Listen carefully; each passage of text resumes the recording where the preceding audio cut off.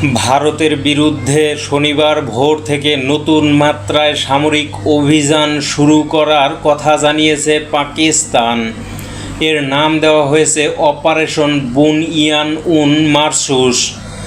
ভারত গত মঙ্গলবার রাতে পাকিস্তানে অপারেশন সিঁদুর নামে যে হামলা চালিয়েছে তার পাল্টা জবাব হিসেবে ইসলামাবাদ এ অভিযান শুরু করেছে বলে মনে করা হচ্ছে। এ অভিযানেরই অংশ হিসেবে শনিবার ভারতের উত্তরাঞ্চলের একটি ক্ষেপণাস্ত্র মজুত কেন্দ্র ও কয়েকটি বিমান ঘাঁটি হামলার লক্ষ্যবস্তু করা হয়েছে বলে দাবি করেছে ইসলামাবাদ। পাকিস্তান বলছে তাদের এ সামরিক অভিযান শুরুর আগে ভারত 3টি বিমান ঘাঁটিতে ক্ষেপণাস্ত্র নিক্ষেপ করে। ঘাঁটিগুলোর একটির অবস্থান রাজধানী ইসলামাবাদের কাছাকাছি। তবে পাকিস্তানের আকাশ প্রতিরক্ষা ব্যবস্থা বেশিরভাগ ক্ষেপণাস্ত্র প্রতিহত করতে সক্ষম হয়েছে।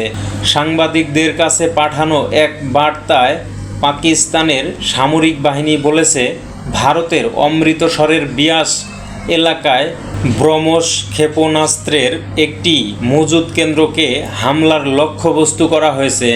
ভারতের পশ্চিমাঞ্চলীয় পাঞ্জাব রাজ্যের পাঠানকোট বিমান ঘাঁটি ও ভারত নিয়ন্ত্রিত কাশ্মীর অঞ্চলের উধমপুর বিমান ঘাঁটিতেও চালানো হয় হামলা। ভারতের বিরুদ্ধে সামরিক অভিযান চালানোর পরপরই পাকিস্তান তার পারমাণবিক অস্ত্র ব্যবস্থাপনা সংস্থা ন্যাশনাল কমান্ড অথরিটি এনসিএর জরুরি বৈঠক ডেকেছে। পাকিস্তানের প্রধানমন্ত্রী শাহবাজ শরীফ দেশটির শীর্ষ সামরিক বেসামরিক কর্মকর্তাদের নিয়ে গঠিত এনসিএর এই বৈঠক ডাকেন। সংস্থাটি পারমাণবিক অস্ত্র সংক্রান্ত নীতিগত সিদ্ধান্ত নিয়ে থাকে। প্রশ্ন উঠছে, তবে কি পারমাণবিক যুদ্ধের দ্বারপ্রান্তে ভারত পাকিস্তান? বিশ্লেষকরা বলছেন, এমন বৈঠক সংঘাত আরও গভীরতর হওয়ার ইঙ্গিত দেয়। স্টিমসন সেন্টারের দক্ষিণ এশিয়া বিষয়ক বিশ্লেষক আসফান্দিয়ার মীর বলেন, এটি এক ধরনের পারমাণবিক সতর্কবার্তা যা পাকিস্তানের প্রথম ব্যবহার নীতির সঙ্গেও সামঞ্জস্যপূর্ণ। বাস্তব অর্থে এটি আমাদের যুদ্ধের সংখ্যা বৃদ্ধির ঝুঁকিকে অনেক ওপরের ধাপে নিয়ে গেছে। আগে কখনো এমনটি হয়নি। এদিকে ভারতীয় সেনাবাহিনী অভিযোগ করেছে, পাকিস্তান সীমান্তবর্তী অঞ্চলে ড্রোন ও গোলাবারুদ ব্যবহারের মাধ্যমে হামলা চালিয়ে উত্তেজনা বাড়িয়ে চলেছে। ভারত একে স্পষ্ট আগ্রাসন বলে উল্লেখ করে বলেছে, পাকিস্তানের শত্রুতামূলক ষড়যন্ত্র প্রতিহত করা হবে। ভারতীয় পুলিশ দাবি করেছে, পাকিস্তানের হামলায় কাশ্মীরের জম্মু অঞ্চলে 5 জন বেসামরিক নাগরিক নিহত হয়েছেন। ভারতের অপারেশন সিঁদুর এর পাল্টা নাম অপারেশন বুনিয়ান-উন মারসুস দিয়েছে পাকিস্তান। আরবি ভাষায় এ শব্দগুচ্ছের অর্থ সুদৃঢ় প্রাচীর। গত 22 এপ্রিল ভারত নিয়ন্ত্রিত কাশ্মীরের পেহেলগামে সন্ত্রাসী হামলায় অন্তত 26 জন পর্যটক নিহত হন, যেখানে বেছে বেছে কেবল পুরুষদেরই হত্যা করা হয়।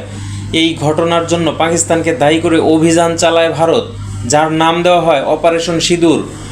সিঁদুর নারীদের কপালে থাকা লাল রঙের বিশেষ চিহ্ন। এই হামলা পাল্টা হামলার মধ্যেই শনিবার পাকিস্তানের প্রধানমন্ত্রী শাহবাজ শরীফ পারমাণবিক অস্ত্র কর্তৃপক্ষ এনসিএর সঙ্গে জরুরি বৈঠকে বসেন। ধারণা করা হচ্ছে, ভারতের চলমান হামলা মোকাবিলায় শক্তিশালী অস্ত্র ব্যবহার নিয়ে সভায় আলোচনা হবে। এনসিএর কাছ থেকে সবুজ সংকেত পেলে পাকিস্তান সেনাবাহিনী বিধ্বংসী সব অস্ত্র ভারত সীমান্তে মোতায়েন করতে পারে। পরিস্থিতি কঠিন।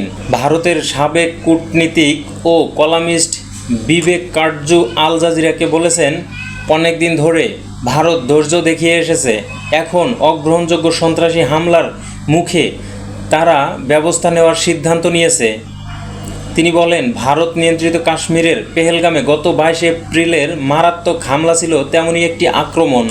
কাটজু বলেন, যদি স্থল সেনা মোতায়েন হতে শুরু করে তবে আমি উদ্বিগ্ন হব। কোনো দেশই তা করেনি। তিনি আরও বলেন, যদি আপনারা ইতিহাসে ফিরে যান, 2002 সালে সংসদ ভবনে হামলার পর ভারতীয় সেনাবাহিনী মোতায়েন করা হয়েছিল। সেটি খুবই বিপজ্জনক পরিস্থিতি ছিল, তবে তখনও কোনো সরাসরি সংঘাত বা স্থলযুদ্ধ হয়নি। তিনি যোগ করেন, এই মুহূর্তে আমি যেমন বলেছি, হ্যাঁ এটি একটি কঠিন পরিস্থিতি, তবে স্পষ্টতই পাকিস্তানিরা সেই পুরনো ভাষ্য ব্যবহার করছে যে সন্ত্রাসবাদ ঠিক আছে, আমরা এটি চর্চা করি, তবে ভারতের প্রতিক্রিয়া জানানো উচিত নয়, ভারতের কেবল সহ্য করা উচিত। এখন আর তা হবে না। তবে 22 এপ্রিলের হামলায় জড়িত থাকার অভিযোগ অস্বীকার করে আসছে পাকিস্তান। একটি স্বাধীন তদন্তের আহ্বান জানিয়েছে দেশটি।